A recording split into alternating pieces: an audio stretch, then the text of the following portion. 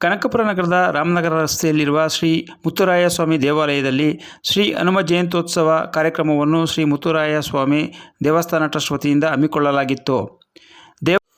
ದೇವಾಲಯದಲ್ಲಿ ಹನುಮ ಜಯಂತ್ಯೋತ್ಸವದ ಅಂಗವಾಗಿ ಬೆಳಗ್ಗೆ ದೇವಾಲಯದ ಪ್ರಧಾನ ಅರ್ಚಕರಾದ ಶ್ರೀ ವೆಂಕಟೇಶ ಮೂರ್ತಿ ಮತ್ತು ಮಕ್ಕಳು ಪಂಚಾಮೃತಾಭಿಷೇಕವನ್ನು ನೆರವೇರಿಸಿದರು. ಹಾಗೆಯೇ ಹೂವಿನ ಅಲಂಕಾರವನ್ನು ಸಹ ಮಾಡಲಾಗಿತ್ತು. ಶ್ರೀ ಮುತ್ತುರಾಯ ಸ್ವಾಮಿಗೆ ಮಹಾಮಂಗಳಾರತಿಯಾದ ನಂತರ ತೀರ್ಥ ಪ್ರಸಾದವನ್ನು ನೀಡಲಾಯಿತು.